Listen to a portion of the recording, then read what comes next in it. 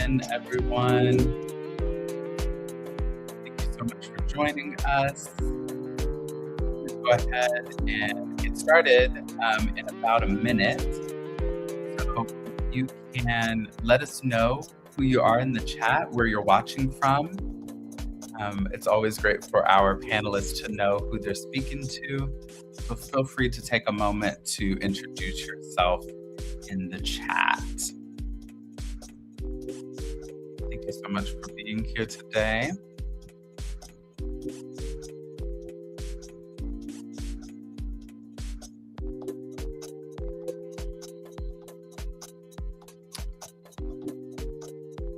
Patricia, welcome from Minneapolis. Thanks for joining us today.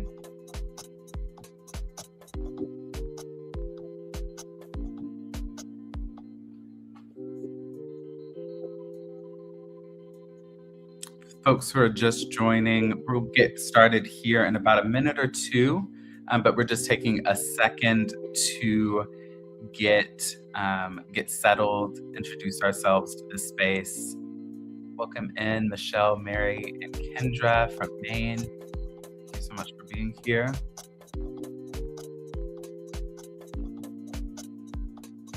Welcome from Alaska. Got a great spread all over the country. Richmond, welcome in. Andrew from California.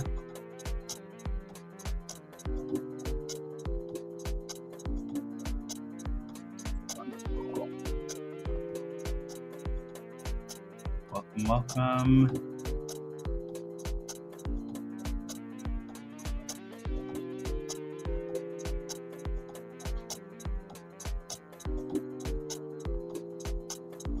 Right. Minneapolis. Right. Well, please continue to introduce yourselves in the chat. Again, it's always great for our panelists to know who they're speaking to. If you don't know me, my name is Demointe Wesley. I am the Associate Director at the Zare Institute for Restorative Justice, which is a program of Eastern Mennonite University's Center for Justice and Peace Building. And it is my honor and my privilege to be welcoming you to another great webinar. Today, we'll be hearing from Tatiana Chaterji and Dr. Lucia de la Fuente Somoza about Tatiana's new book, Everyday Restorative Justice, Moving from Crisis Response to Positive School Culture. And a little bit later, I'll be dropping a link to how you can purchase the book if you have not already. So again, welcome in. I'm so grateful for you all to be joining us. The way today will sort of go, there will be a presentation after my introduction by Tatiana about the book. And then Dr. Lucia will join us for a bit of dialogue and discussion. And then if we have time, there will be some time for questions from you all. So please be thinking about those burning questions and hold them to share them with our panelists at the end.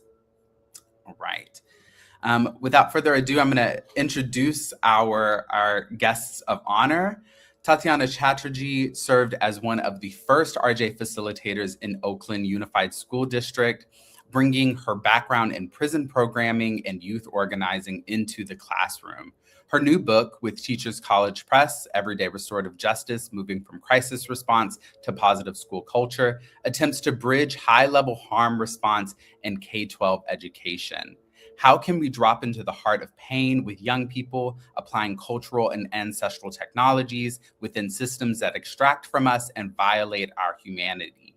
What does it look like to invite softness amidst trauma, social neglect, and oppression? Thank you so much, Tatiana, for being here. More about Tatiana. Tatiana is a core member of Partners for Collaborative Change, a network of popular educators who provide coaching in participatory action research and hold space for learning and growth in anti-oppression and authentic community engagement, including theater of the oppressed and liberation arts. Thank you so much, Tatiana for being here. Welcome, welcome. And Dr. Lucia will be joining us later, but I do want to introduce Dr. Lucia de la Fuente Somoza is a Mexican restorative justice educator who teaches trauma-informed rehabilitation programs in Spanish inside California state prisons. Her work focuses on serving Latine community members, providing support to victims, survivors, and justice-impacted individuals who have been harmed by structural systems of oppression. She is an adjunct assistant professor in the Masters of Social Work program at Samuel Merritt University in Oakland on Ohlone land. And again, she'll be joining us a little bit later for discussion. So without further ado, Tatiana, I'm going to turn it over to you. Again, thank you so much for being here.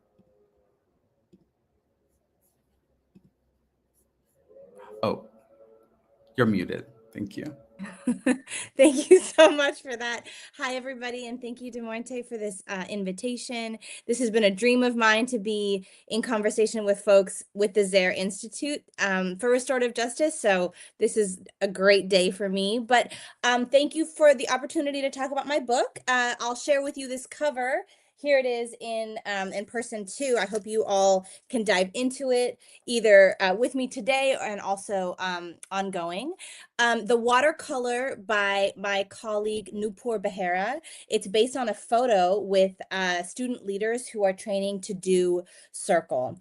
And you'll notice in this small circle, there's no adult educators. It's actually a group of leaders training and practicing amongst themselves.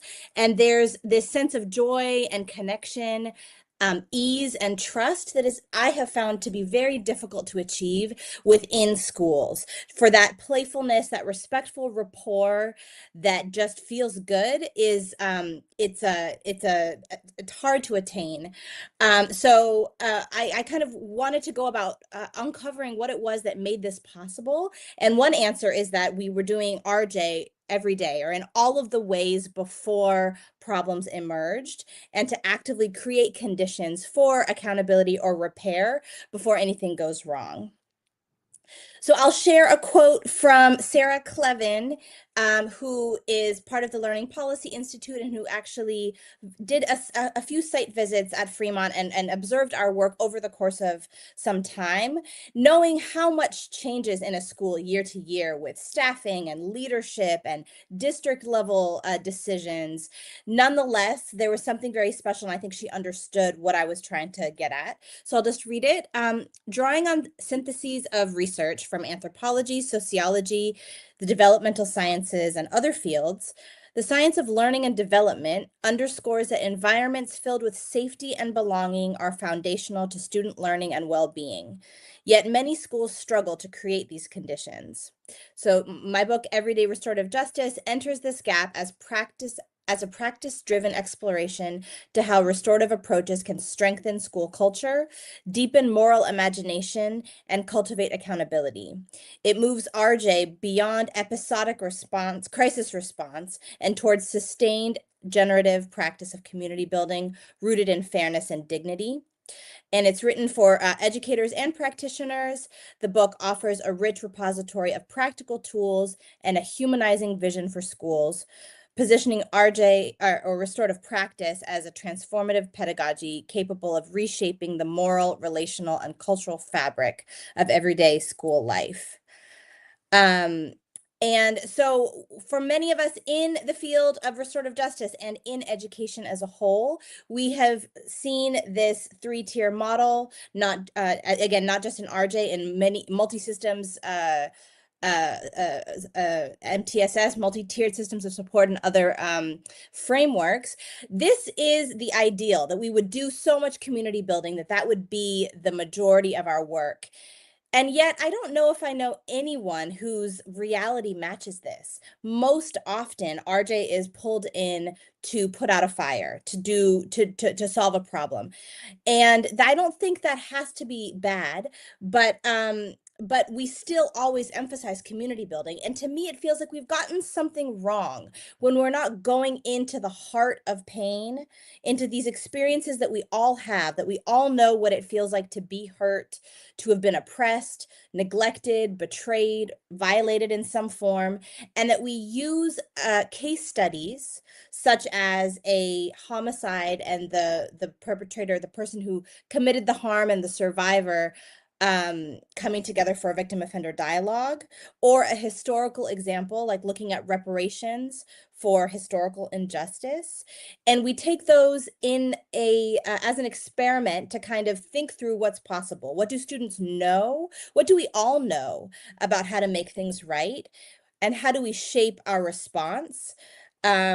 I think RJ really gives answers, and people are hungry for what RJ can give when it comes to conflict and harm. But we also must do so in the context of always strengthening relationships and building our community. So my colleague and mentor, Dr. Kamoya Johnson, she created this idea of, well, what is now, I think people in my network here in the Bay Area are calling a carpet of community building. So community building is happening in every scenario. When there's a problem, when there's something we need to solve, there are infinite reasons for coming together for circle. Sometimes in a school, the reasons are often going to be because some conflict, harm, misbehavior, incident of disrespect or disconnection. That's the reason for coming together. But it's also an opportunity to build, to strengthen the relationship, and that we're doing that foundational work all the time and also through it. And so what I explain in the book is kind of how to do this, getting down to the lesson plans and activities, which help to foster an environment for RJ to really happen. The main example that I use is in a ninth grade intensive RJ class, which spanned 12 weeks at the school where I was. That was 2 marking periods, or about a trimester. And it was a sort of a level setting for all ninth graders to run through.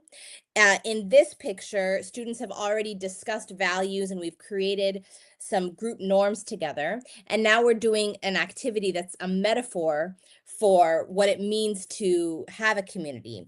So we have this ball of yarn. Each of us are holding a piece of the yarn, and that piece, or that point of the web, is a commitment to uphold the norms and to take care of each other. We sort of talk about what it means for this to be held up. You know, what makes it a strong web, and how does it how could it be weak, or how could anything fall through the cracks? Such as when I bring in a beach ball, or I think in this next picture it's more of a deflated, it's whatever object I could find in the moment, but we bring it to life. So we actually plop the ball down and try to keep it alive for as much as possible, discussing what it means to care for each other, you know, and have that strong web, and how most often in our families and our schools, what we see in our society is the opposite of that, is neglect, is harm that's happening, and then nothing happening to respond or repair. So, okay, so in this class, we focused on emotional literacy and social emotional learning. It was leadership training, and a lot of community building, a lot of conversations and breaking down cliques, inviting and kind of almost forcing people to talk to each other, but breaking through the point where people feel like they can't talk to someone else for any number of reasons. Kind of, I had the flexibility and the lack of academic requirement or parameters to really just focus on the relationships.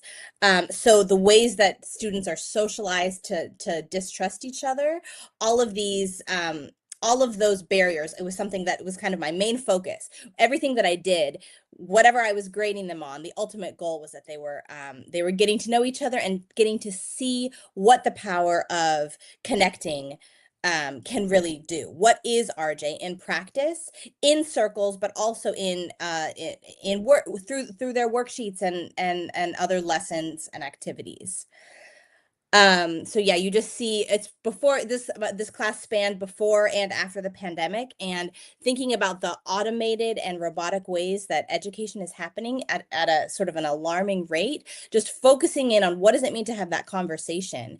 Many times adults will assume, and not just adults, we all assume that it can be easy to talk to somebody else, to sort of strike up a conversation, or to do so and to share something meaningful about yourself without exposing too much or feeling too exposed and vulnerable.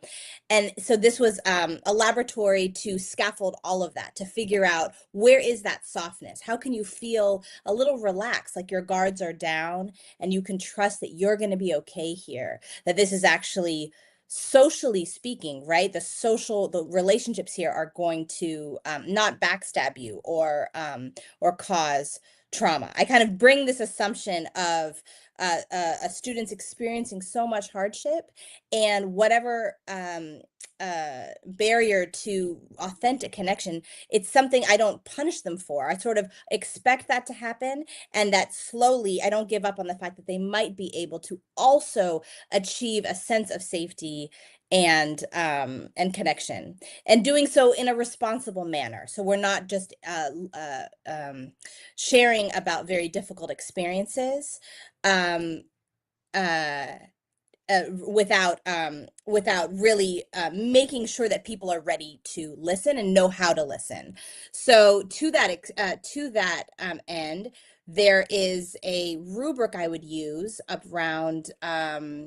around listening, and I wonder if we could skip to that, Des Moines, just since I'm talking about it. So listening and speaking were the two main skill areas that I was hoping for folks to advance, and I kind of understood that there's so many distractions to how to listen, namely cell phones. And I was also told that I was the only class where students had to speak out loud.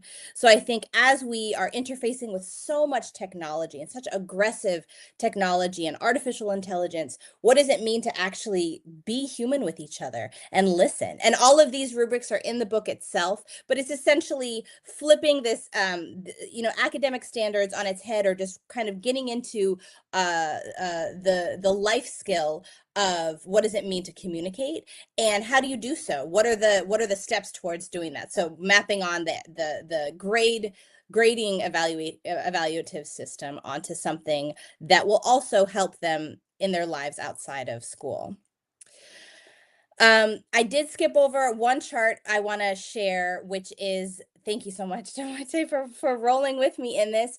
The 5 core competencies: self-awareness, social awareness, responsible decision making, relationship skills, and self-management.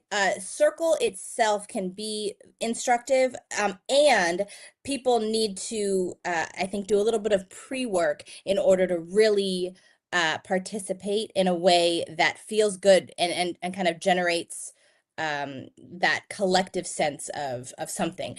Many of us have experienced circle, where the talking piece goes around, or people want to pass, or they're giving one-word answers, and we're talking about classrooms of 25 plus kids. It can feel a bit deadening, like what was that even for? And so I argue that yes, circle is a hugely important part of RJ in schools, but also, what do we need to do to get people towards circle, where they can feel safe sharing something from their heart, and also know how to listen, and have trained in that muscle that I think our society at large kind of discards, or disregards, I should say. I guess the next topic, or another big theme, is student leadership. This looking at, instead of just student, or rather youth and adults working together as these two binary categories or groups, looking at a web. There's generations of young people. This is coming out of the work of Heather Manchester, Evelyn Aquino, and Anita Vadva. Maybe some of you have read that little book of youth engagement in restorative justice, which actually featured some of the work that I was doing with student leaders, but looking at all the different ways that students can support each other towards shifting the culture at a school, and that adults are also sharing power. So from the beginning of the school, this next chart, Yari Sandel in Oakland Unified School District put this together over a decade ago, looking at how does it work to do peer-led RJ? And at the beginning of the year, a lot of the labor and skill sharing comes from the adult or the educator, and that you slowly start to transfer those skills to the point where at the end of the year, you're doing it kind of, more. In fact, the young person might be taking on more responsibility in some area, but that there's more shared ownership.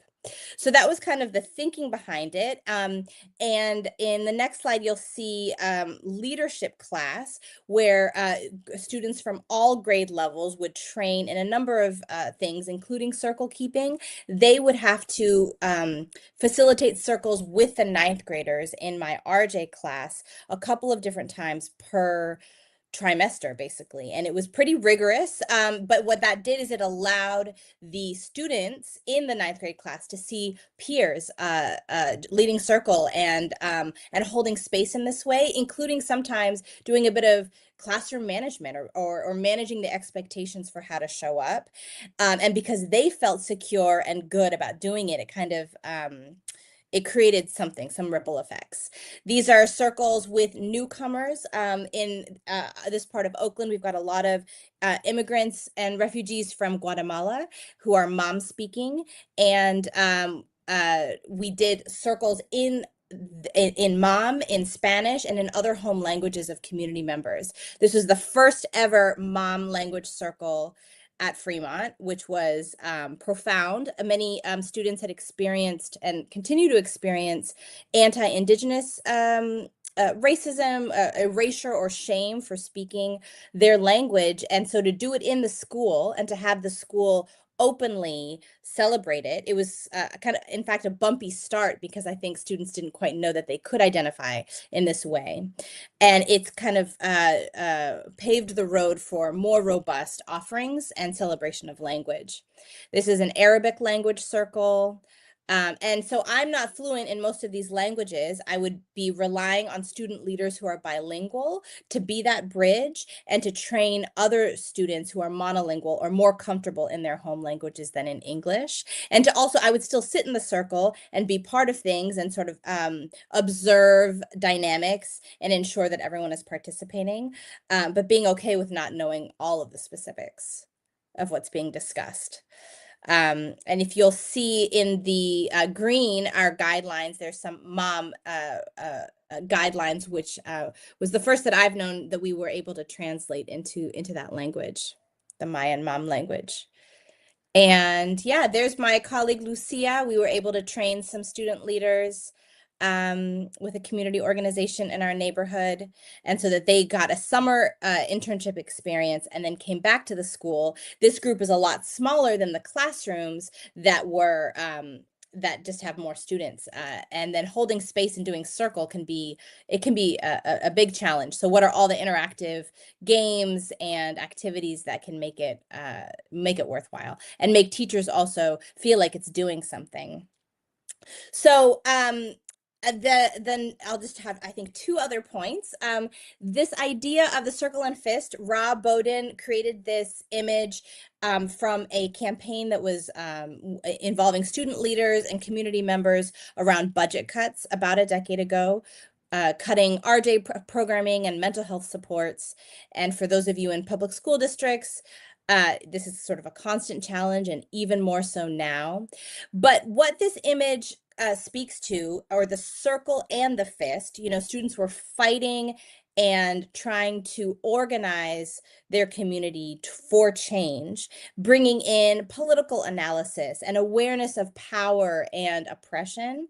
And they are doing so in a way that also invites the softness or the humanity of each person impacted.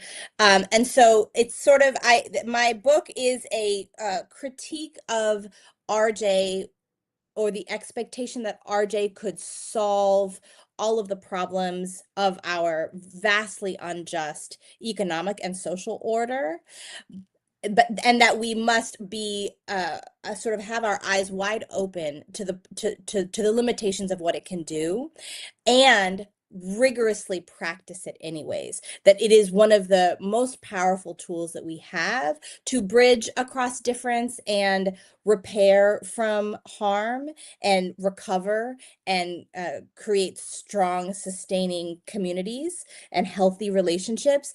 And that it can only do so much, but it's a tool that we shouldn't throw away. When people feel disappointed that a circle or an RJ process has not achieved what they wanted, there's so many stories of heartbreak around RJ just sort of falling flat, or it just failed in any given instance. And I just want to say that, as many of you in this room know, or perhaps all of you know, is that there's endless heartbreak to the oppression and injustice that we face, and that we don't always get it right, but there's something that I want to rededicate or kind of recommit to a true practice of restorative justice for all that it might be able to achieve. And my final slide, which is about the social relationship window, originally devised by Ted Wachtell, Paul McCold, and then also redesigned by Dorothy Vandering. It's a key framework for holding people who are causing harm or who are dysregulated, holding them with love and also clear parameters for what's okay. The expectations to be human alongside,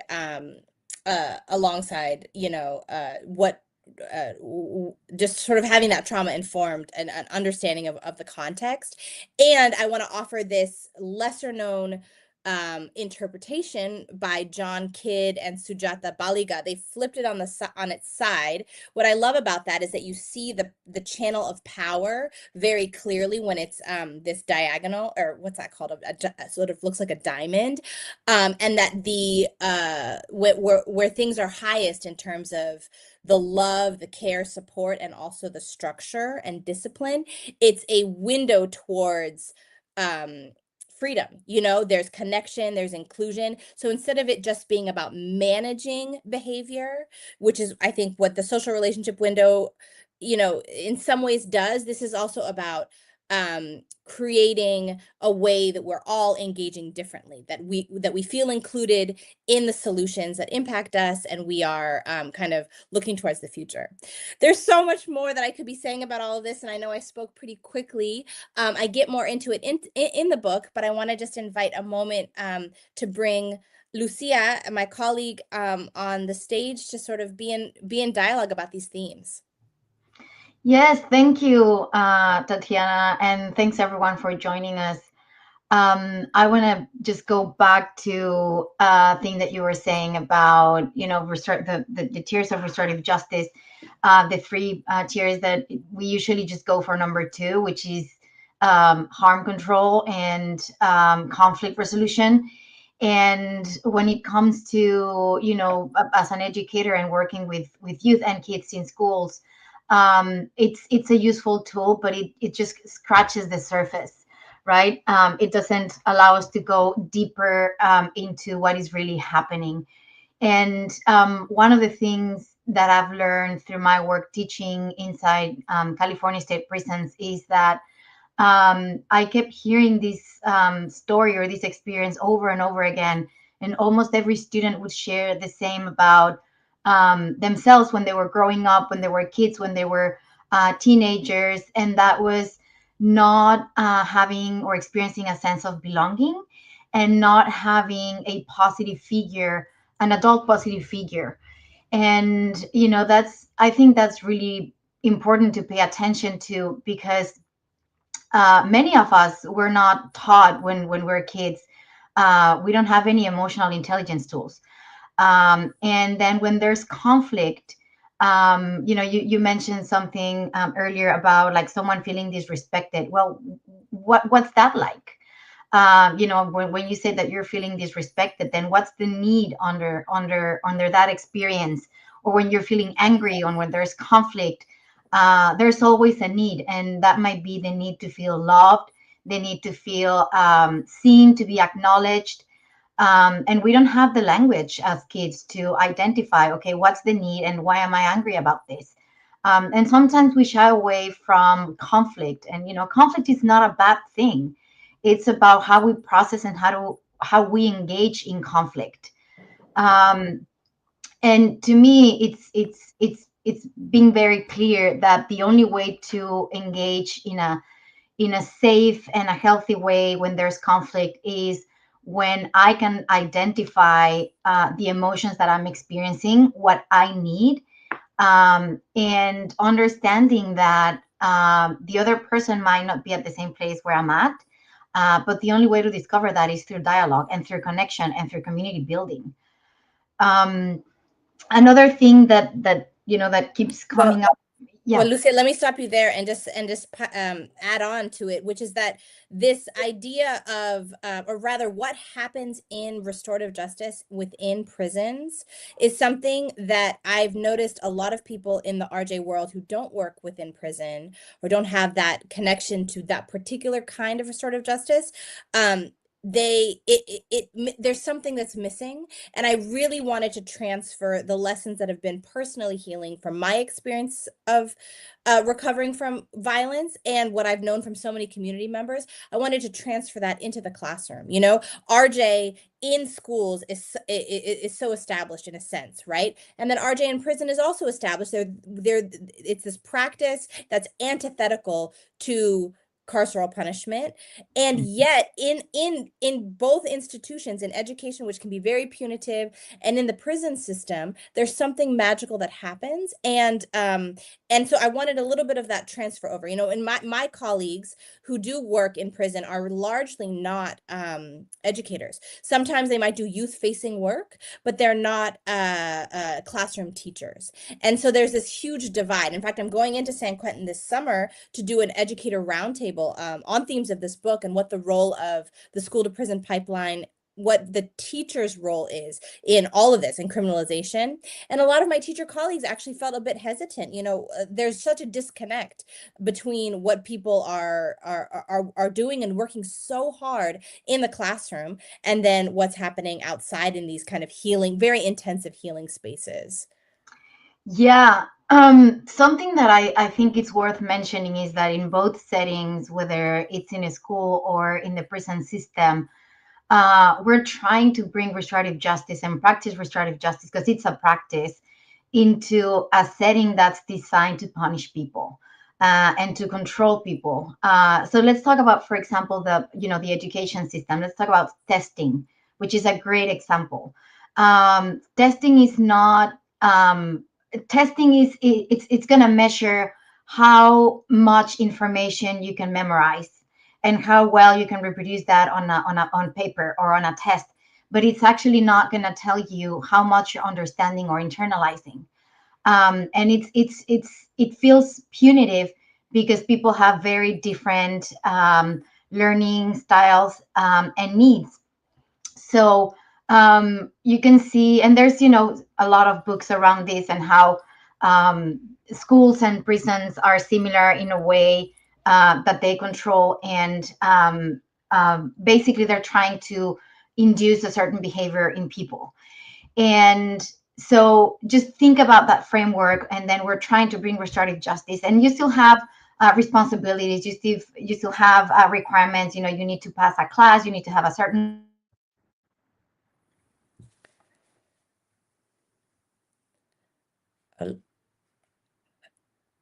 Lucia, I think your connection might be, oh, go ahead.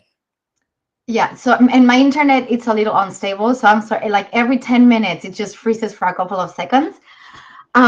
So when we think about that, and this is going to sound very crazy, but in the years that I've been doing work inside the prisons and then outside in education settings, I've often tell my colleagues it is somehow easier for me to do this work inside the prison than on the outside. And we don't talk about that often. And you just mentioned that when you are inside the prison, you've been your impact being directly impacted by the criminal justice system, and you don't have another option. And many folks, when they start doing or practicing restorative justice, or running or joining transformative and self-help groups, that's how they're called inside the prisons, Sometimes it takes them 5, 10, even 15 years to get to the point when they are ready to engage in this work. And on the outside, it seems that we can't wait 5, 10, or 15 years for someone to start doing this work because it's so fast paced. And does that make sense? And then when we talk about how do we practice restorative justice inside the prisons, and what are the lessons that we can learn from there and then bring outside to our schools and to our education system, is that we don't always get it right, like you said, Tatiana, and not everyone is ready. And part of embodying restorative justice is meeting people where they are at, but without leaving them hanging there. And each person has a different process. Each person needs different times. We all have different needs, but I think it starts with understanding what are our needs, even voicing or naming what are we feeling, whether that's an emotion or a physical sensation, and then having a safe space to engage in that conversation, which is kind of crazy. Like, where's that safe space inside a prison? Or where is that safe space inside a classroom where there's a lot of conflict or students might not be getting along? Or and that starts with the facilitator and the person that's practicing RJ, and it's we're holding the space, and building community takes, it's not something that we can do as solo rangers. It takes all of us. And yeah. And I was gonna well, you talk about 5, 10, or 15 years. I mean, this is, first of all, the fact that we even have a system where people are detained and isolated for that long is something that makes me very angry. And I think what we're both talking about is people who are, and I know that there's some folks in the audience also who have experienced incarceration. But what does it mean to be in a space of deep reflection?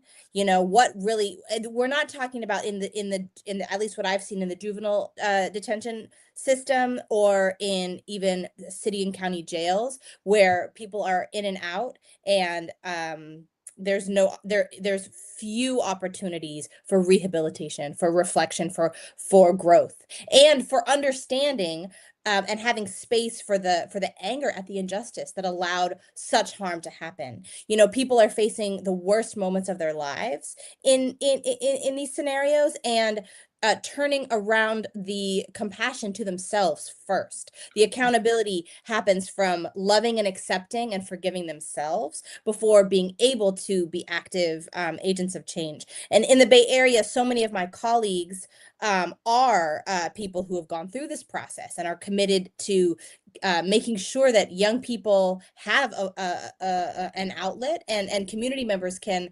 process the immense trauma that they're going through before it gets out of hand. I mean, Lucia, you have this quote that it's not the school to prison pipeline, it's an open door. Anybody can go to prison at any point. And so what is the responsibility of teachers and educators in the school system to instill some skills that mitigate that insane level of surveillance and criminalization that we have, right? That you could get scooped up, and that our legals, the tentacles are everywhere in terms of incarceration. Yeah, that's very important, because it's not just the teacher that's in the classroom. So let me give you an example. There was one time that I was teaching a class in a Central Valley prison, and it was one of those very intense classes where students were sharing about their commitment offense. They were being vulnerable, and we were processing the offense they committed, their crime, as a traumatic event too. And you need to do that before you move into accountability, right? And let's just keep an eye on accountability. And after 8 hours of very intense work, the class ends, and then correctional officers step into the classroom. They take our students out, and then they are strip searched. And all I can think is, here's all this work we've been doing in this safe space. We're not only trying to accomplish accountability, right? We're also trying to process trauma. We're trying to build community. We're trying to do some healing work. And then there's someone that has no accountability that can come and do that. So we started having conversations around, we need to start inviting correctional officers into these circles, and we need to bring the administration in. We need to start working with them, because we can work as much as we want with our students who are incarcerated folks. But if we don't have leadership on board, if we don't have the correctional officers on board, we're just putting a band-aid. And yes, we're giving the tools to our students, but then it's inside this context of violence inside the prison that it is happening. So when you think about that in the education system, it's the same. It's not just the teacher that's in the classroom working with students. It's about the leadership, directors, the school district, like who is on board, so we can actually start practicing restorative justice.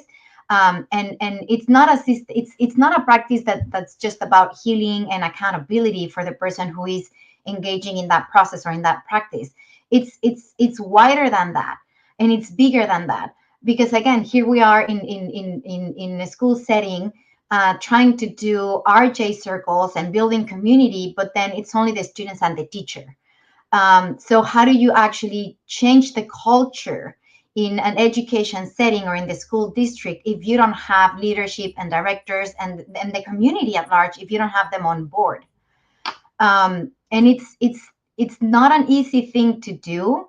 And I think some of the at least for me, is that I want things to happen now.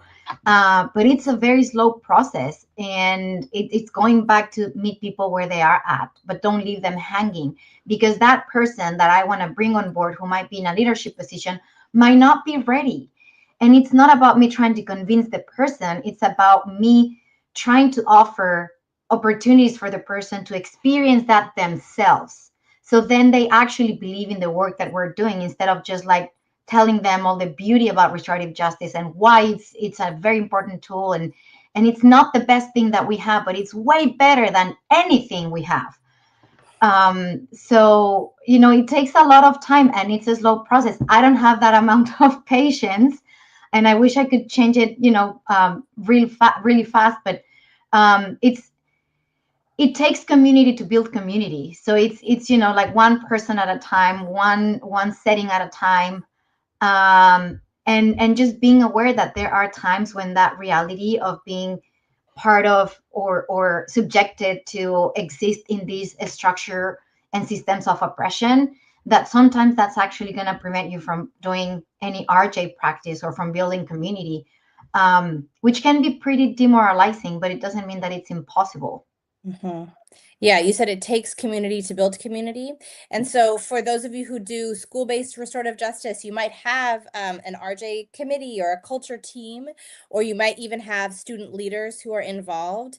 And I think that's all really great. And simultaneously, what does it look like to expect everyone to hold the culture, to shape and hold the culture, and what do they need in order to get there? And so in this example that I present, it's that the ninth graders coming in were getting the skills to, they learned how to facilitate, how to do community building, while also looking at responses to conflict and harm. They learned de-escalation techniques and empathy statements, how to do all kinds of things, so that it became more of a universal adoption, right? So that they are also leading, or that should be our expectation.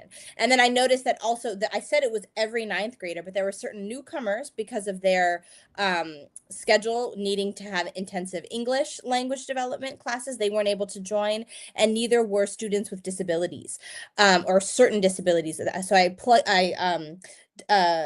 tried to meet them also in a tier one kind of mindset, and this mindset of like, you are also leaders and shapers of the school culture. So going and developing cohorts for training in those areas as well, especially with special day class, with mild to moderate special day class for people who are in the schools. Yeah. Yeah. And doing circles with, going back to what you were saying, when we held these restorative justice trainings for new leaders, newcomers, um, it's a perfect example of how much restorative justice is needed. Here you have a group of students that are gonna um, get into the school system for the very first time in this area, in the Bay Area, in this high school. Many of them are going through culture shock. Many of them don't know the language. They don't know English. They don't speak English. Some of them a little bit, but some others they don't at all. um, Many of them don't have a support system here. They don't have other family members or close relatives. Some of them, as refugees who've experienced a lot of violence in their home countries. And here we are, right, working with them. Um, and I remember the first few classes, like very few of them would share anything, even if it was very superficial or a fun thing. They were very quiet. um, and the point of doing that was to give them the tools and put them in a leadership position, which they never think they could be, as someone who's brand new coming to this system. And just how powerful it was for them to build their own community and to have that sense of belonging, like, oh, now we all know how to do this. Now we all can run circles, and this is why we do it, and we're sharing, what we're experiencing, what we're going through. We're naming our feelings. We're doing all these activities, these exercises in a safe space. We're bonding. And it just shifts the narrative and the culture. Instead of having someone who feels completely isolated in a new system, they're actually stepping into a leadership position, and having that sense of belonging, like, this is my community and I'm going to continue building it, which I think it has, so many ripple effects in a positive way, not just for the youth, but also, for their classmates and the school, and then their own communities outside of school. And I just wish we had that in every single school. But we'll get there. We'll get there. Yeah, and you're talking about being in a leadership position, but there's also something that happens with circle, or when you're more open to having more voices in the space, that the power is held differently, right? Or many people will say that a circle is not facilitated or led; it's actually held. And then in a classroom, that can be really risky, based off of any number of factors and things going wrong. As a teacher, you have to be responsible for what happens, so but nonetheless, being invited to speak, and then being sort of doing it day after day. If circle's going to happen, if we do check-ins or we do any kind of community building by sharing with each other, it can't be a one-off. It can't be just, I would say, as frequently as possible, that you're dedicating yourself to building up these skills, knowing that we're up against so much, that the hostility of our world, this harshness, this way of sort of needing to put up defenses, is happening simultaneous to whatever environment you're creating in your classroom. You don't have control over the external circumstances. And yet, for this space, what does it mean to humanize each other, to truly listen, to truly embrace other people for who they are and what they bring? Yeah, I'm thinking about, youth and kids going to school, and we're always, this world is just so fast paced. We're always running, rushing to the next thing. And so when someone asks you, how are you doing, and we usually say, like, oh, I'm fine, or I'm tired, or I'm this, and then you move on to the next thing, right? But then having actually a space or a person that comes and asks you, how are you doing, and you can actually answer that question, and be, having the space to be witnessed and to witness others, and engaging in those conversation. I think that's kind of like the power and the beauty of having these circles in schools. And even, like, not just humanizing, but also like understanding, like, oh yeah, I had a really horrible day yesterday, and that's why I snapped at you, and that's why I was angry, which doesn't make it any better. It doesn't change the fact that I probably said something horrible to another person. But there's understanding, and there's a space to actually engage in that conversation, and learning those emotional intelligence tools to say, like, oh yeah, actually I made a mistake, I yelled at you and I shouldn't have. This is what was happening that day, or this is where I'm at right now. And we don't have, we normally don't have those spaces anywhere, unless we intentionally build them and create them. Yeah. And that goes back to sort of what is the responsibility for teachers and for our schools? What are we supposed to be doing? Is the end goal that our students can take a test well? Is that the goal? Is it the goal that they go to a 4-year college? Or are we also thinking about the bigger picture and what does it mean to succeed in their lives? And so, this 9th grade class was only one thing that I was able to do. In the book, I talk about how you might adapt these ideas for settings where you don't have that flexibility, maybe even in core subjects or advisories or other spaces, to still prioritize students' emotional literacy and looking towards prevention of crisis, not even just on campus, but in their lives. So that, for those of you who have lost students to violence or to incarceration, it is the picture the stakes are so high. It feels high to not use the school as a space for that kind of learning. Yeah. And when you think, when you just mentioned, like, what's the goal, that you get a degree or that you go to this job, or probably because of my field of work, like, my goal is to prevent folks to end in prison, and to do no harm to the best of to their abilities. And one of the things that we don't talk about is, when we are engaging and practicing this work, we don't talk a lot about self-care. So when we think about, like, what's the role of the teacher and what's the goal of holding these spaces or doing this work, it starts with the self. I can't show up and be in my community and support my community if I am not doing well, or if I am not being supported. And oftentimes, which is something that we don't always learn, but it's part of practicing restorative justice, right? Which is identifying our needs. And sometimes we need to stop, and sometimes we need to take a pause and take a step back, and allow others to hold the space and to do the work while we take care of ourselves. And something that I think it's just needed, right, is that as restorative justice practitioners, we need to do the work first, and work on our own trauma, our own pains, our own unhealed hurts, before we can actually show up for others, because that's going to come up in our work. We're going to get triggered.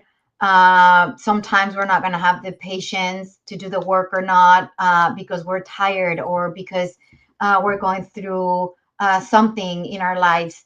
And I think that's part of the beauty of restorative justice, that there's this space to we always say in our circles in the prison that we are wounded healers.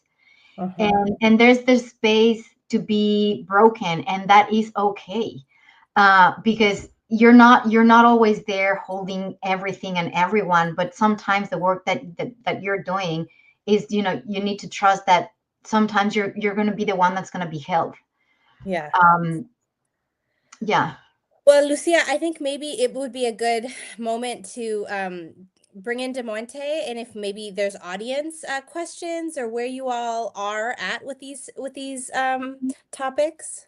Yeah, definitely. Thank you, Tatiana and Lucia, for that really, really rich conversation that I know a lot of our audience are working in schools.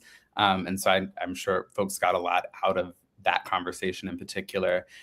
So yeah, now's the time. If you have any burning questions, if maybe the book has been out for a second, so maybe you you've got the book and maybe you've read it and you have some questions, and you can ask from the source here. So just giving folks a second to pop those questions in the chat. But while we wait, something I was thinking about as you were discussing, and Tatiana, you touched on it a little bit there at the end, this notion of like, when I was working with schools, working in schools, training people in restorative justice, something that I often said, and I mentioned this in our last webinar, is that trying to do restorative justice work in schools is often like shoving a square peg in a round hole. And what you end up doing is shaving down that square peg instead of like reimagining the structure of the whole.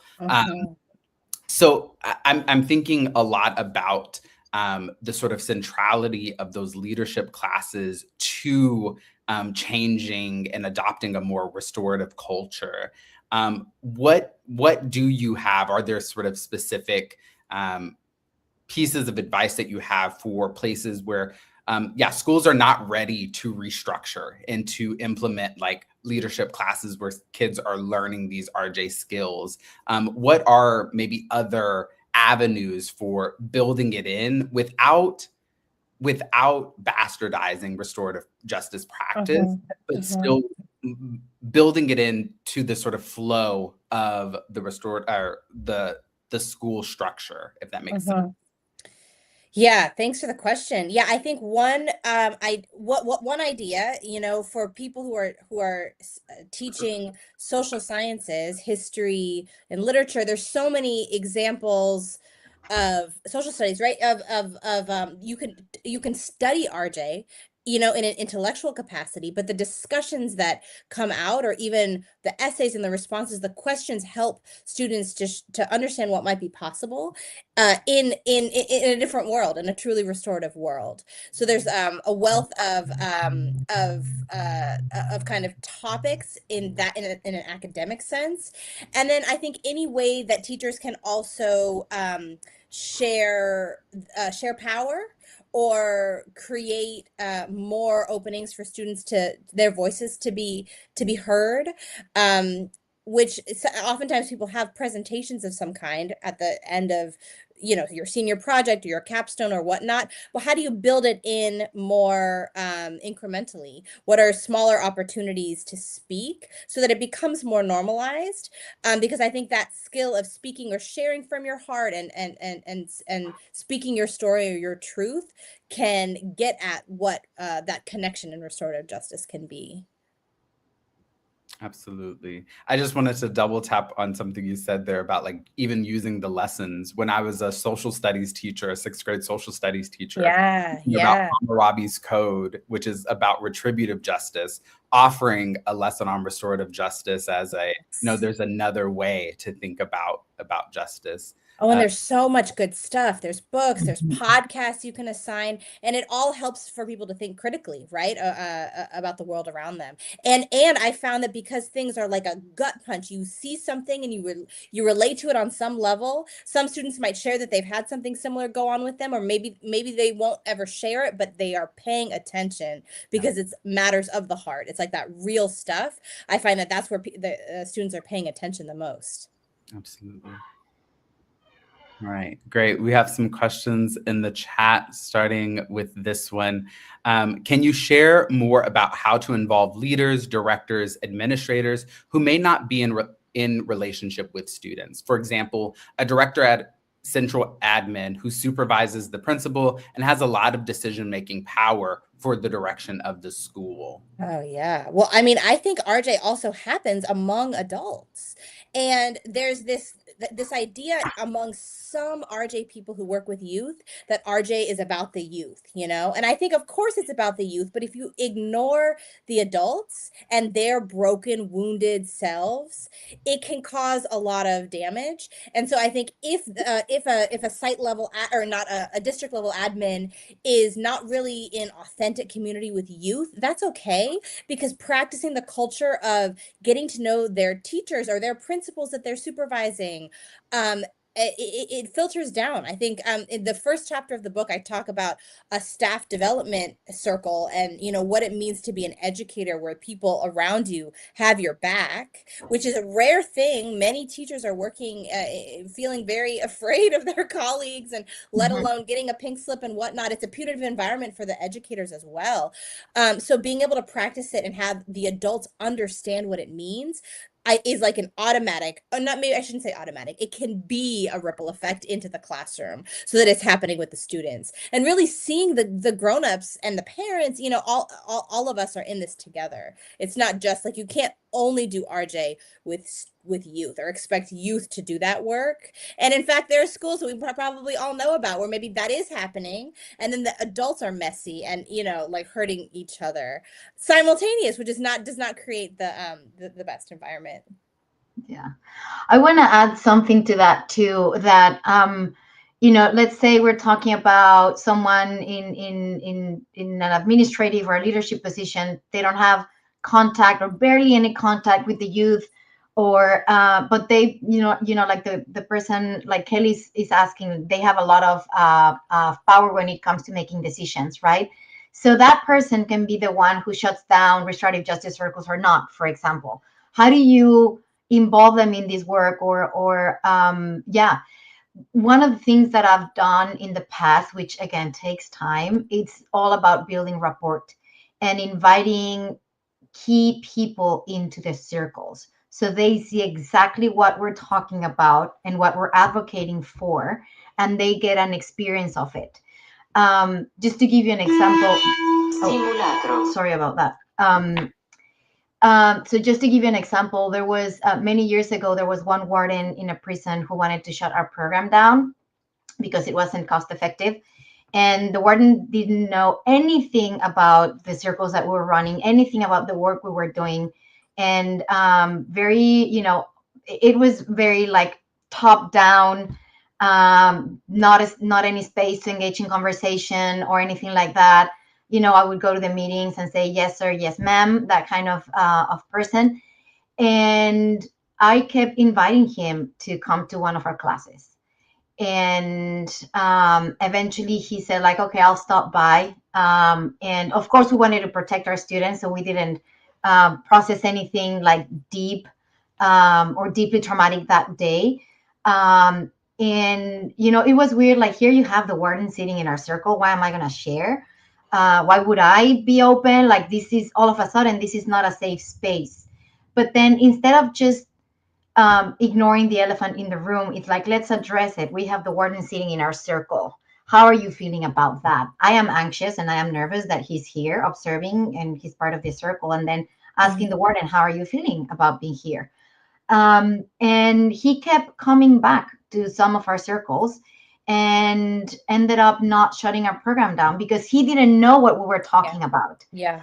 And it's the same with someone who's in an administrative position or a leadership position. And it takes times, you might find resistance, like the person, like, why would I want to invest in this? Or how is this going to benefit me?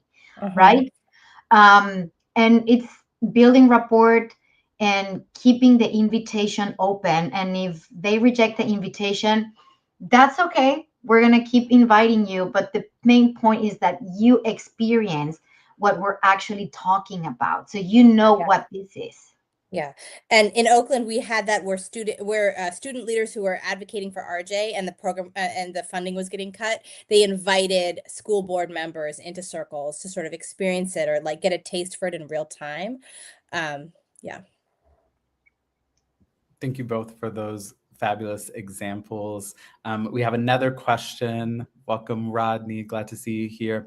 What types of school staff do you find to have the best connection with when it comes to RJ engagement in schools? We have schools in Kentucky that incorporate restorative practices, but none that have established a partnership with restorative justice organizations. Yeah, I actually think that thank you for this question. If sometimes a partnership with an RJ org will mean this like fancy contract, and then the consultant is coming and kind of plopping into the school from outside.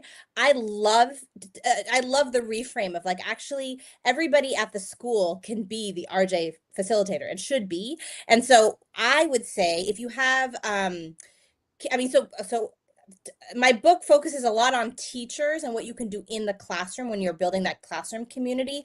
But as the RJ facilitator in Oakland Unified, I was a classified staff. I was working really closely with case managers, with the security officers, which we now call culture keepers, and with the clerical staff, as well as some of the assistant principals in particular.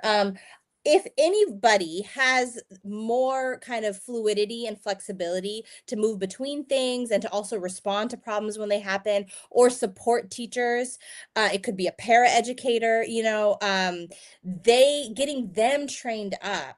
The lunchtime workers also, like getting them trained up in RJ. It doesn't mean that they're necessarily going to be holding community building circles because of the parameters of their role or what's logistically possible, but they might understand like that there's something deeply valuable about what they're already doing. That rapport that Lucia, you just talked about, like what does that mean to know people, to know what's going on with them, to be a safe ear for students who are going on, or who are going through things, because that will allow a more caring response. And when people know each other, not in a gossipy way, but in a way that's like that web of community. I really wish that more schools could invest in the clerical staff, the security workers, like some of the people that are really kind of on the front line, to be able to, and maybe even release them wherever possible. This has been very rare in my experience that I make it happen. And it was funny when I was able to release somebody like the security officer and join a circle. It also shifted the energy, because they have depending on if this person commanded fear but also respect, or they just have whatever the relationship is, it can just do something to have more conversations across those divisions of what your job is.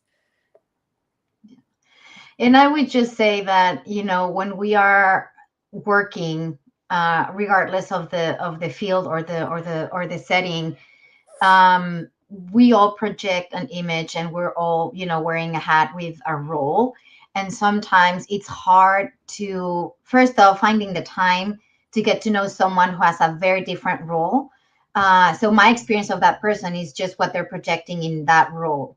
So having someone from, like Tatiana was saying, like the security officer with the person who's there for lunch, or the teacher or the principal, like just sitting and actually getting to know each other.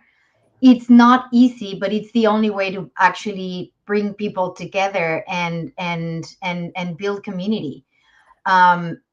Yeah, go ahead. Just I was gonna say that after school programs and also sports coaches, the PE department is a place that I was like plugging into a lot. I think a sports team can be a very restorative space, and allowing for that, like to people have a fear of circle, and I understand it. It's very scary to be asked to go into a space where all of a sudden you don't have anywhere to hide. You're literally heart to heart with people that you don't really have maybe a good history with, but being able to break through to what can happen when you're in circle, or what those conversations can look like, I think is really great. And even if you're not in touch with an RJ agency type of a group, there might be other groups that are providing programs or enrichment, and kind of like being able to think about like individualized case management or therapy, but then also group settings. Sometimes the RJ link could be like, what does it mean to do this intervention that you're doing with a high needs situation, but do it in a collective setting? There's probably more than one person that's dealing with loss of a parent, or whatever it is, and having those support groups is essentially, I mean, I think that's RJ. Thank you both. Our next question is here. There are schools who have experienced failed implementation of restorative practices with a negative impression and have new leaders who want to bring it back. What advice would you share for those who are trying to restore restorative practices with staff who had a negative experience? Well, so my experience at Fremont and the time that I was there, staff, we were used as or I hadn't been there yet. I just knew this from being in the community. Fremont was being used as kind of a test example against another school that was given a lot of resources with a similar demographic profile and student population. And there was resentment. There was feelings of like, what the heck? Like we've been asking for support around RJ and we've been denied it. So it was like an I was in a extremely hostile environment when it came to RJ. And I think for me, what I did is I didn't talk about RJ. I didn't talk about what I was doing as RJ. I sort of listened to what people were doing and what could be helpful, and plugged in that way, like, so to sort of prop up existing efforts and to also offer things or notice if there's an opportunity to have maybe an affinity circle or whatever kind of thing it might be, or to plug into this department, or find these students and train them up, whatever openings are available, kind of being very strategic and not make it about like RJ or about restorative practices. Also knowing that it's become a buzzword, it's become diluted from its real thing. I've been told in different sites to sort of distort the data, like to basically plug in that I was only doing community building circles. There was a moment in time where that was just seen as the right thing to do. And if I was doing a conflict or a reentry circle, that I should have been plugging it in as community building, because at the principal professional development sessions, certain principals would be shouted out, for doing all the community building. Anyways, it's like what I'm saying is that's a game. It's a political game. And so to the extent that you can just do the work without drawing attention to the fact that it is this thing that people don't trust, I think people will be more willing to just go, to see what it can do, to be less loud about it and kind of just be like, well, we're going to do, I don't know if it is a circle or whatever it is. And maybe also carving out space for the staff to experience it, knowing that staff face so much burnout, stress, disrespect, attacks on their creative practice and their free speech and all the things. Like, what would it look like to use professional development sessions towards their healing and you're doing it through the restorative lens. Maybe some of it is circle, but it's for them so that they know that it works for them. I think that was my success. That was my secret, where it wasn't a secret, but like I was on board with the teachers around like, what are they needing? Like their humanity matters. So there's any number of like, a teacher getting or sending a student out and then not having it be responded to in a way that felt like they could really feel good about, or rather that there's a sense that maybe they were getting punished for sending a student out. And it's like, you sent the student out for a reason. Let's figure this out. Like, you're not just a bad teacher or a racist teacher. Like, there's other stuff going on, and just have your back, have the teacher's back. And it's been interesting to observe what teachers unions and what their positions have been around RJ.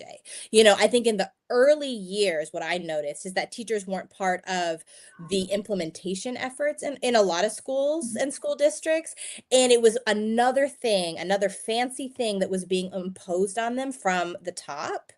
And in the places where RJ has really been able to take root, I've seen that teachers are advocating for it, and many of them have actually negotiated for RJ in their contracts when they're in labor negotiations with school districts. And to me, that's very heartening. I respect for teachers who feel like they've been let down by it, and I would also say that perhaps they didn't have a good experience. It wasn't truly a practice of RJ. It was more of this like political performative experience. Sorry, that question just really activated so much in me. I feel it and I hear it, and I really hope for the best and that you're able to make it as enticing and helpful for people as I've seen it. I've found it to be hard to come back from that. There was one time that I was working with the entire staff. They have done RJ practices before for about 2 years. Didn't go well, and they brought me in as a way to, okay, now she's gonna fix it. and nobody wanted to participate. Nobody wanted to share. So then I started working one-on-one with them, and I kept hearing, we did this before. We've been doing this for 2 years and it hasn't worked. So why is it going to be different this time? And at some point, you got to get to okay, what's the root of the problem? Like, first off, there were some promises that were made to the entire team that fell through entirely. They just fell through the cracks. Nobody followed up. So of course they're disappointed, and now they don't trust the process either. And then on top of that, we don't have leadership on board. So we were trying to do this work. I was working with them one-on-one. They were providing direct services to the community.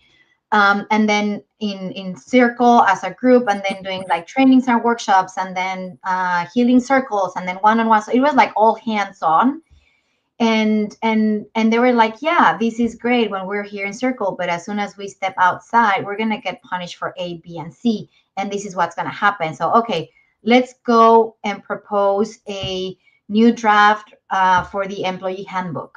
So there's restorative practices implemented. We can create a step-by-step. What do we do when there's conflict or when this happens? And I realized, like, it doesn't matter how much work the entire team is doing. Nothing's going to change unless we get leadership on board. And I never got leadership on board. Yeah.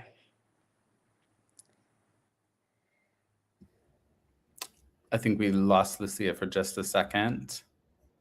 And started, and after, I think I was working with them 3 or 4 days a week on a regular basis for almost a year, I ended up getting fired.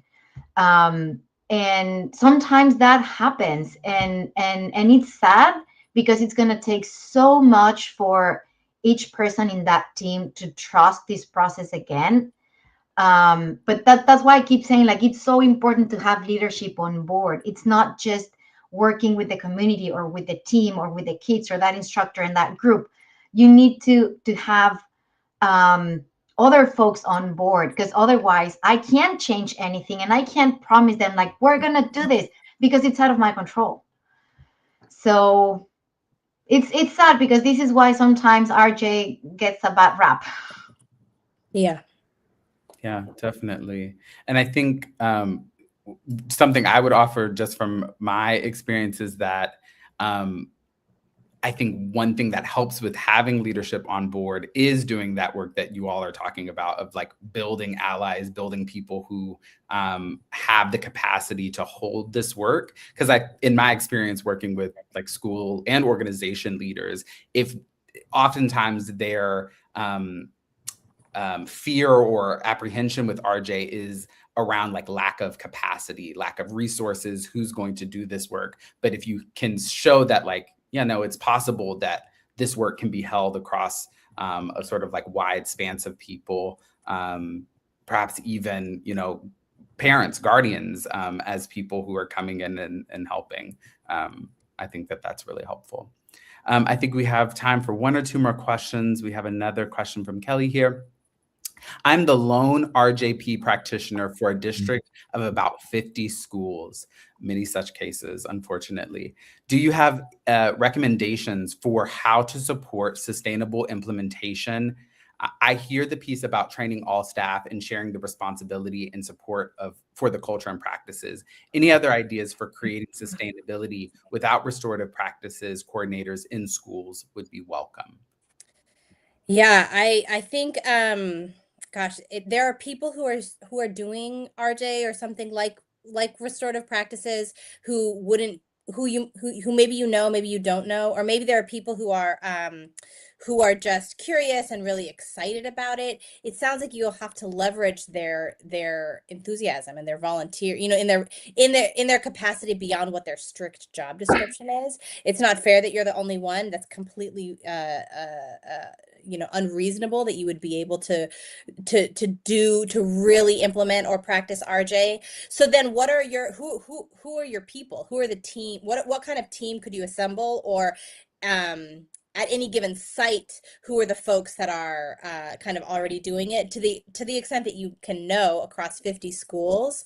I've noticed that there are often teachers or staff that have inherent skills or students trust to solve problems or to support them through things. Sometimes people they trust the adults who are maybe doing things in a different way.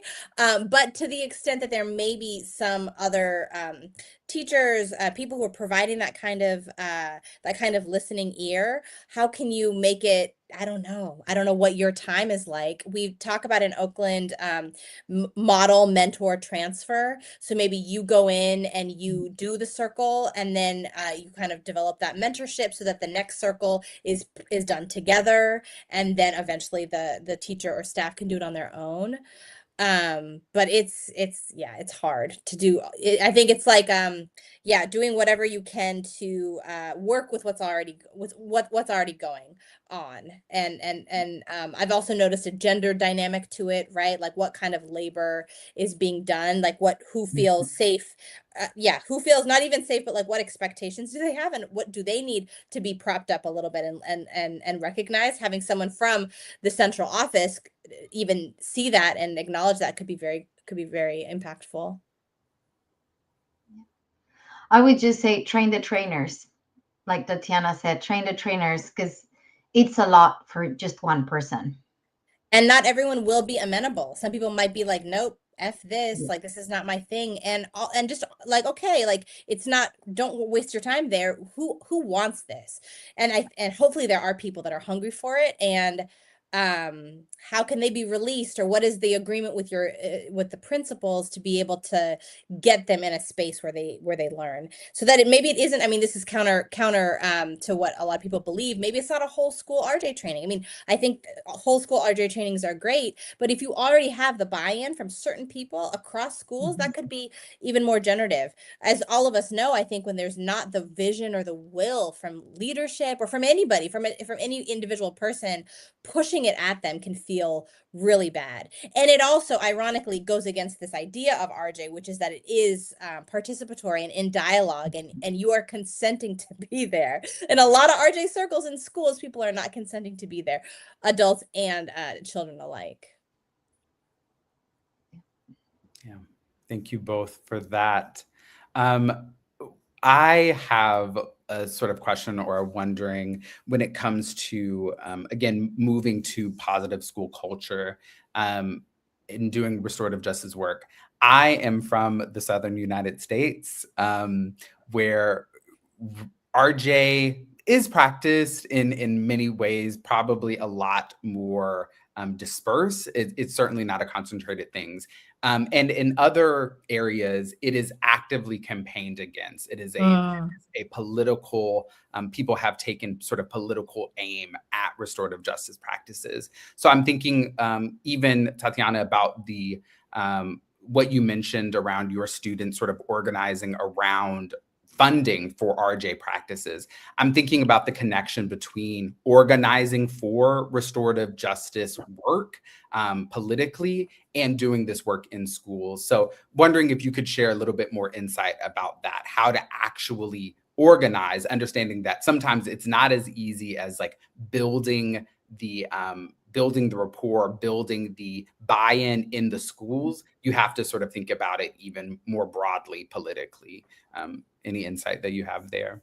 Oh, I have so much compassion for people across the country who are battling things at kind of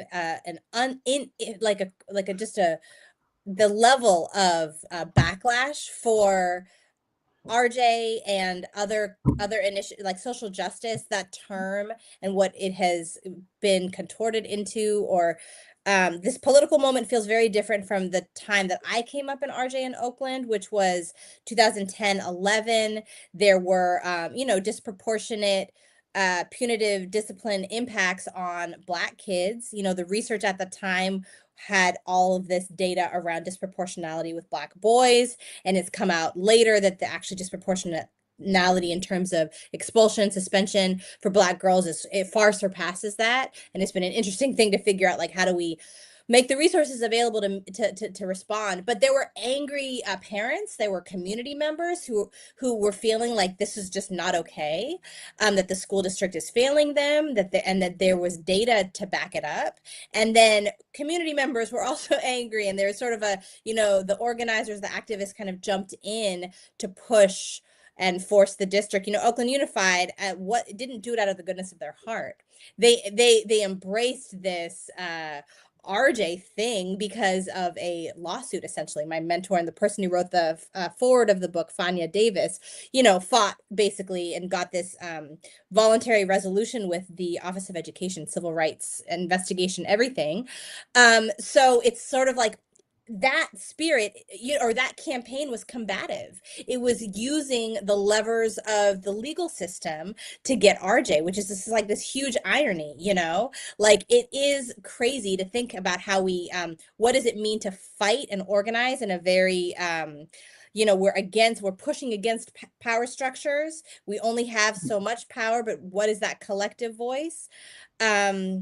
I think the power of RJ is to allow people to understand that they have this shared struggle, they have this common experience, and that they are stronger together. And so to whatever extent circles can be used as or RJ can be used as an organizing tool, and for impacted folks, also bridging with who is being impacted in the prison system, in the criminal legal system, what community members could be activated to also support RJ in the schools, which prevents and greatly mitigates the encroachment of prisons and police on our campuses. I feel like some hopelessness, around what's going on right now. So, these are tactics that I think many people here know about, and we're up against so much. And that consolidation of political and economic power by it's quite scary. Yeah. Thank you for that. We have a little bit of time, but I want to turn it just to you two, just for any last minute words before I close this out here. Just how can people get connected to your work, or anything you want to share with folks before we go? Well, I'll just say that thank you, DeMonte, for sharing the link for folks to order the book. I'll also be at the RJ conference selling it, and down to talk in detail with anybody who wants to. There are downloadable worksheets and resources that will be on that website, but I don't know why the publisher hasn't put them up just yet. So I think we'll send a follow-up when those are all ready to go. But the idea is that you can immediately implement it, and try to just do it in piecemeal ways, whatever openings you have, just nudging it in and committing to this, to a kind of like a revival, or a true coming back to a true practice of what it means to do restorative justice. Lucia, did you want to say anything? I didn't hear the entire question because my internet froze. Oh, just any closing words? Yeah, any last things you want to share?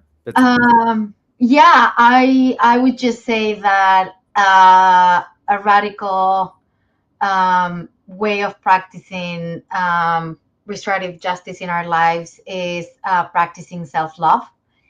And especially during these times, we are going through hard times in all many different scenarios, ways, spheres. And we still have a long road and a long journey to get to where we want to be. But this is the best tool that we've got. So even if it feels demoralizing, just keep it up. Yes, thank you so much. Yeah, I dropped the quote that you shared, Tatiana, or what you said, that we should have our eyes wide open to the limitations of what restorative justice can do, and rigorously practice it anyway. And I think that is a beautiful thought to sort of close on. So before we go, just as always, just a quick plug. If you are not familiar with the work of the Zaire Institute, or you want to plug in and support us, there are ways to do that, so that we can keep this work going. Thank you so much. We'll have more webinars throughout the year, more resources coming out slowly. So please stay connected with us. Reach out to the Zaire Institute, reach out to me if you have any questions, or if you have something that you want to share via webinar with the Zaire Institute community. We're always happy to host a myriad of voices within the restorative justice world. So please stay connected with us. Thank you so much. And please purchase the book. And if you're going to be at NACRJ, we'll be happy to see you there, where you could also pick it up. Thank you so much. Wishing you all wellness. Please nourish yourselves. And if you have the ability to do so, nourish someone else. Thank you so much. Take care. Thank you, everyone. Bye-bye.